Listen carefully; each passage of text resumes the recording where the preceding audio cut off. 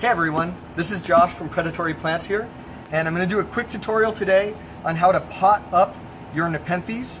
These are two Nepenthes seedlings that I have. They are in-house crosses that we've made, and it's definitely time to repot both of them. The first one here is a Nepenthes Dream of Triumph. It's Nepenthes densiflora by Spectabilis Giant, crossed with Nepenthes talangensis. It's a beautiful little plant with a candy stripe peristome and a very dark pitcher body, little squat shape.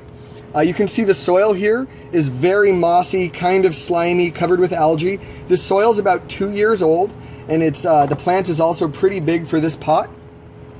The next one here is a Nepenthes Virtues Victory. It's a Nepenthes ventricosa black crossed with a ventricosa red, which makes it a horticultural ventricosa. So this is pure ventricosa, but this is a specific cross.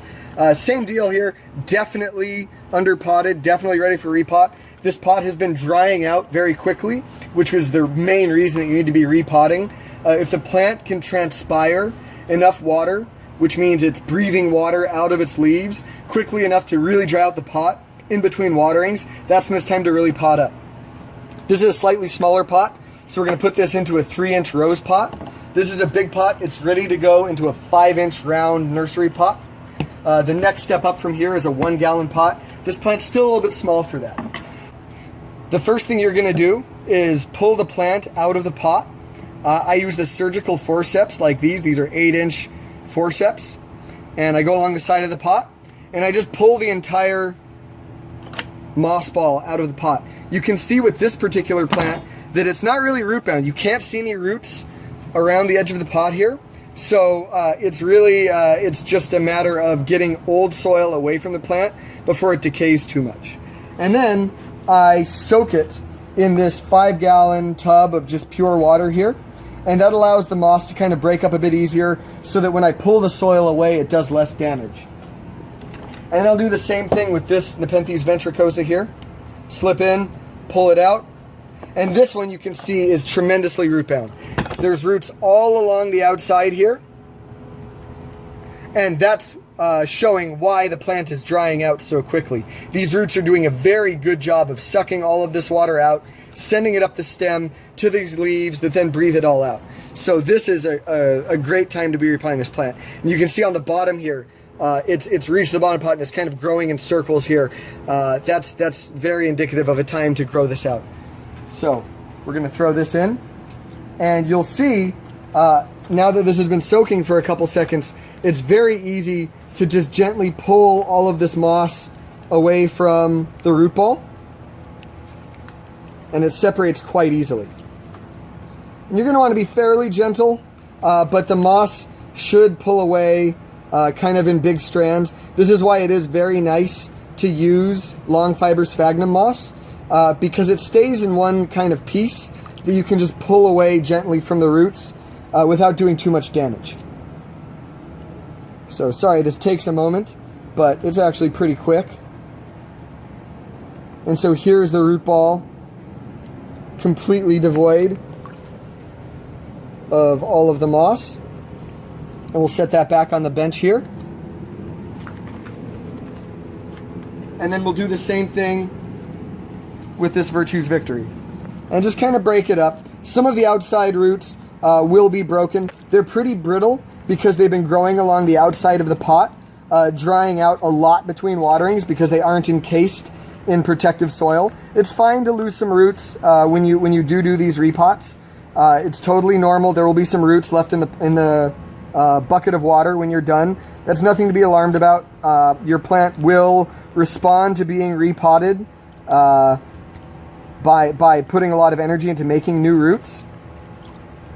You can pull the rest of this away quickly. And here we are with a completely clean root ball. You can see it's much more substantial than the Dream of Triumph that we just did. And then we'll get it on the bench and start working on it over there. So we'll start with this Dream of Triumph. The first thing I'll do is remove this dead plant material,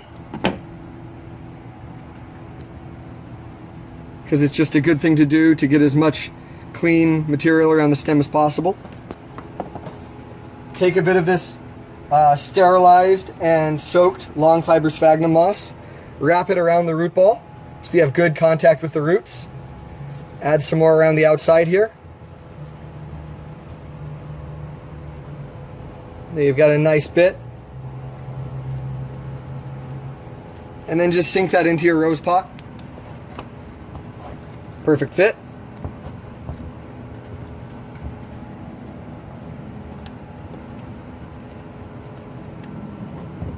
And here's a nicely transplanted Dream of Victory. We like to keep them in these pots for about 2 years, depending on how fast the plant is growing. And now let's do the same thing with this Nepenthes ventricosa. Obviously, we're going to need a lot more soil here, and there's more roots to work with.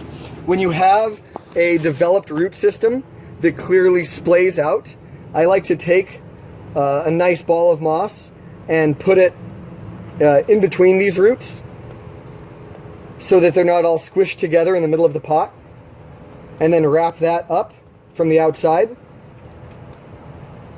with a lot more moss.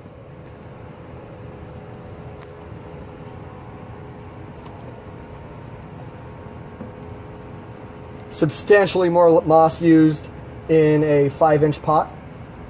Whoops, I got stuck here.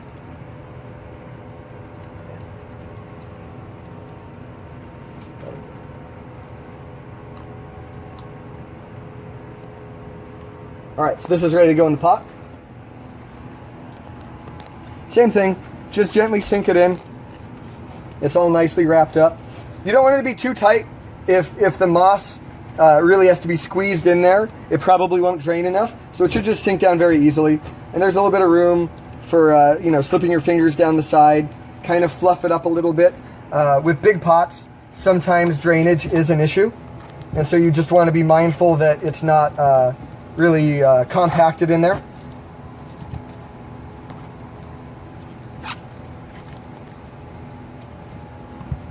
It's a little bit loose on the side here, so we'll stuff some in there.